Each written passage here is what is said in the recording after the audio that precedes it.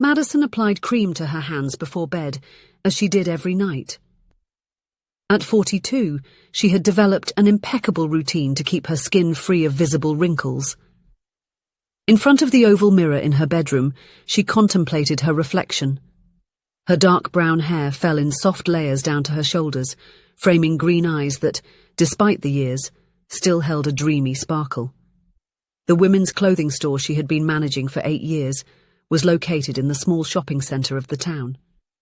Madison had built her business from scratch, investing all her savings from working as a manager in a department store.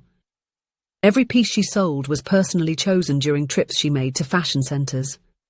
For her, every customer deserved to feel special. Every morning, Madison opened the store with the same enthusiasm as the first day, the gentle aroma of a lavender diffuser mixed with the scent of new clothes. The racks organised by colours formed a rainbow that invited customers to touch the fabrics. Small details like personalised packaging and coffee for the customers while they tried on the pieces made the store a welcoming place. Despite her professional success, Madison felt an emptiness. Her previous relationships had been brief and shallow. She kept photos from her teenage years in a drawer of her dresser, when she dreamed of the prince charming her mother had promised her in bedtime stories. A silver picture frame remained empty on the bedside table, waiting for the wedding photo she still imagined having. It was on an autumn Thursday that Gabriel entered her store. Tall, with black hair carefully tousled and a smile that seemed to light up the room. Madison was organising the new collection when he approached, saying he was looking for a gift for his mother. Something elegant, yet comfortable, he explained, with a voice that was like velvet to her ears. She always complains that pretty clothes are uncomfortable. Madison helped him choose a navy blue cashmere set. While wrapping the gift, she noticed Gabriel watching her with genuine interest, asking questions about the store, about how she had started the business. The age difference, he was 25 as she later discovered, didn't seem to matter when they talked. "Can I invite you for a coffee?" he asked after paying for the purchase, "to thank you for your help." That coffee turned into dinner the following week, and in less than a month, they were officially dating. Madison felt alive again. With Gabriel, she rediscovered the city where she had lived for years, walks in the park at sunset, movies on Sunday afternoons, small restaurants she had never noticed. "I've never met anyone like you," he would say, holding her hands over the table. "You have so much life in your eyes." Lucy, her childhood friend and the shop's accountant, was the first to show concern. "Don't you think you're going a bit too fast?" she asked, while they were reviewing the monthly bills. "You barely know him, Madison. When it's right, you just know," Madison replied, saving yet another picture on her phone of Gabriel smiling. It was during a picnic by the lakeside, with the sun setting on the horizon, that Gabriel knelt down. The blue velvet box in his hands held a delicate ring with a small pearl. "It's not the diamond you deserve," he said with his eyes lowered, "but I promise that one day I'll give you everything you deserve." Madison did not hesitate to say yes. Less than 6 months after they met, she announced her engagement to friends and family. The wedding was set for 2 months later, a simple ceremony in the garden of the house she had bought 3 years earlier. Charlie, her older brother, was the most direct. "Do you know what he does for a living? Where does his money come from? Where did he live before?" "He's a freelancer, works in graphic design," Madison defended. "He's building his client portfolio. Not everyone has their life figured out at 25. On the wedding day, the garden was decorated with lanterns and white flowers. Madison wore a simple yet elegant ivory dress. Her friends were present, albeit with restrained smiles. Gabriel was radiant in his grey suit. When they exchanged rings, Madison felt that her life was finally complete. In the first few weeks, married life seemed perfect. Gabriel cooked for her, massaged her feet after a long day at the store, and surprised her with little love notes scattered around the house. It was then that he suggested helping her with the business. "I have experience with management," he said, showing a diploma from an online course. "I can take care of the suppliers, the payments. You already work so much, my love." Madison saw this as an opportunity to spend more time with her husband. Gradually, Gabriel took over the store's finances. He talked to suppliers, negotiated deadlines, and handled employee payments. Madison could focus on what she loved most, attending to customers and selecting new pieces. "We need to modernize," suggested Gabriel, after 3 months. "Invest in digital marketing, renovate the store's interior." Madison agreed, although the investments were beyond what she had planned. Gabriel insisted it was necessary and that they would see the return shortly. To make management easier, he suggested they turn their bank accounts into joint accounts. "We're a couple now," he argued. "There shouldn't be a division between mine and yours." The first suspicion arose when Madison noticed a different perfume on Gabriel's shirt. He explained that he had visited a department store to research trends. A week later, she found a message on his phone from someone named Brenda. "Who is Brenda?" she asked, trying to keep her voice calm. "A client," he quickly replied. "She is interested in a design job for her company." But coincidences began to pile up. Gabriel arriving late, calls he took while moving away from her, excuses that were becoming less convincing. Until one day, Madison followed him after he left the house in a hurry, claiming he had an important meeting. The cafe he entered was small and cozy. Through the window, Madison saw Gabriel embrace a young blonde woman and kiss her with familiarity. They chatted animatedly, like old acquaintances. The girl couldn't have been more than 25 years old. That night when Gabriel arrived, Madison was already waiting for him in the living room, with her phone in hand, showing pictures she had taken from the meeting. "How long?" she asked, her voice trembling. Gabriel did not deny it. Brenda was his ex-girlfriend, he explained. They had broken up before he met Madison, but they had recently reconnected. "It was a mistake," he said. "It won't happen again." But Madison knew that trust, once broken, was like a shattered mirror, impossible to fully restore. After nights of arguments, she filed for divorce. Gabriel reacted with fury, then with pleas, and finally with veiled threats. "You won't get rid of me that easily," he said, during one of their last arguments. "We are partners in the store, remember?" The following weeks were chaotic. Gabriel practically moved to the couch in the living room, refusing to leave the house.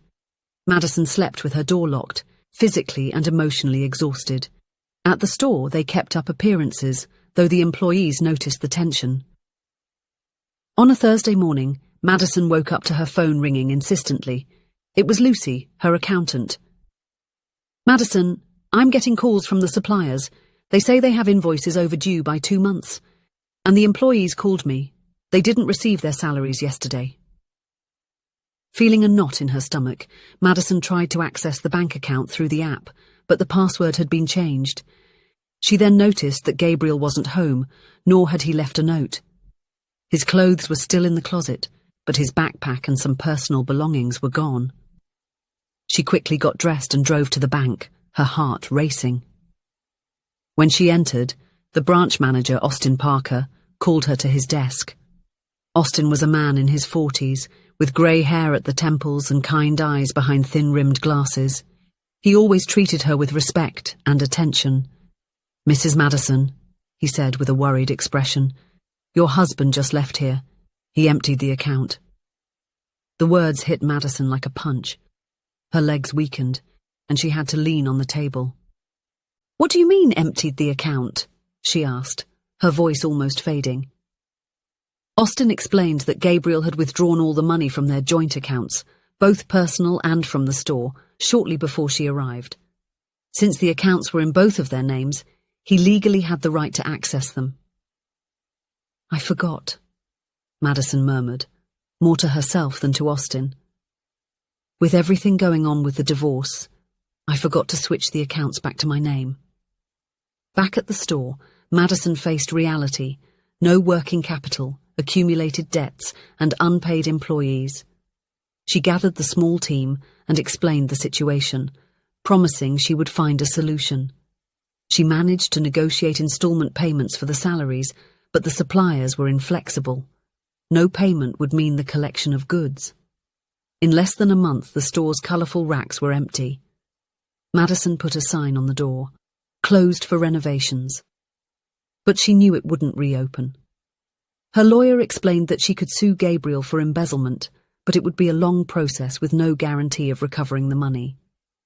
At home, Madison faced the nights alone, looking at the piling bills. The silver picture frame now held a torn photo, only her half visible. One day, while sorting through things to sell to pay off the most urgent debts, the phone rang. It was Austin, the bank manager. "Mrs. Madison, I called to inform you that the debt renegotiation has been approved. I've also been thinking about your situation," he said. "We have an opening in the bank's administrative sector. With your management experience, I believe you'd be perfect for the position. Would you like to apply?" The opportunity came like a ray of sunshine after the storm. Madison attended the interview the following week and was hired. The salary was lower than what she earned with the store, but it offered stability. Gradually, she began to reorganize her life. At the bank, Madison quickly earned the respect of her colleagues with her dedication and knowledge. Austin frequently sought her opinion on issues related to small business owners, valuing her experience. After work, they sometimes grabbed coffee at the nearby diner, talking about work, books, and movies. "You are adapting well," he remarked one afternoon. "It's impressive how you can smile even after everything." "I have my moments," Madison confessed, "but becoming bitter won't bring my money back, nor my store." Over time, the after-work coffees turned into occasional dinners. Austin had been a widower for 5 years, having lost his wife to a degenerative disease. He had a daughter in college and lived alone in a tidy apartment filled with books. He was a quiet man who spoke softly and listened attentively. On a rainy night when Austin drove her home after dinner, Madison invited him in for tea. Sitting on the covered porch, watching the rain fall in the garden, they talked about old dreams and new possibilities. "You know what I've learned?" she said, looking at the droplets running down the window. "That starting over doesn't mean erasing the past. It means building something new from it." Austin smiled, his eyes reflecting a deep understanding. That night, when he said goodbye, he kissed her gently on the lips, a shy, respectful kiss, full of unspoken promises. The months passed. Madison was promoted to administrative supervisor. With the new salary, she managed to pay off the remaining debts of the store. Gradually, her relationship with Austin blossomed, based on mutual respect and genuine admiration. One Saturday afternoon, almost 2 years after the disaster with Gabriel, Madison was tidying up the improvised office she maintained at home when she found a box with the last items from the store she owned. The stamp with the store's logo, personalized tags, the customer registry book. She sat on the floor, flipping through the book, recalling the names, the faces. The sound of the doorbell interrupted her memories. It was Austin, with a bouquet of daisies, her favorite flowers, simple and cheerful, as she had mentioned once. "I thought we could have a picnic," he suggested, showing a basket he was carrying. "The park is beautiful at this time." In the park, sitting on a checkered blanket, Austin served sandwiches he had prepared himself, fresh fruit, and a bottle of white wine.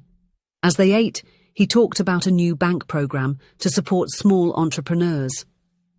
"In fact, it was inspired by you," he confessed. "Your knowledge of the challenges of running a small business made us rethink how we can better support our clients." Madison smiled, touched by his thoughtfulness. It was then that Austin pulled a small carved wooden box from his pocket. "This is not a ring," he explained as Madison opened the box. "Not yet. It is a key." Inside the box was a golden key with a small leaf-shaped pendant. "It's the key to a commercial space," Austin continued. "In the same centre where your old store was. The previous tenant gave up, and the owner, who is a client of the bank, is offering special conditions for a new tenant. I thought maybe you would like to start over."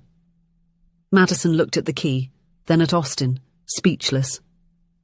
"The bank has a line of credit for small business owners with an entrepreneurial history," he explained. "You qualify perfectly. And I believe in you, Madison." The tears came, inevitable. They weren't tears of sadness or regret, but of gratitude and renewed hope. "You don't have to decide now," added Austin, holding her hands. "It's just a possibility, like us." On the horizon, the sun began to set, painting the sky with shades of orange and pink.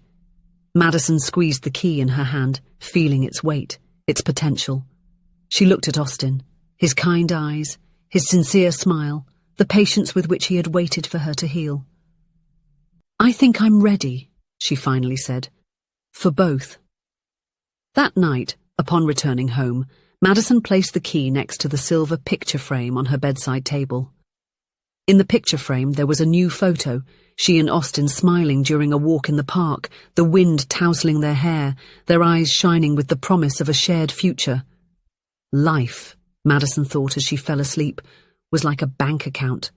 Some make withdrawals that leave us empty, others make deposits that enrich us. The difference lay in knowing whom to trust with the key to your heart. If you enjoyed the story, please leave a comment with a rating from 1 to 5 to show how much you liked it. Also, watch the video that is now appearing on your screen. See you soon.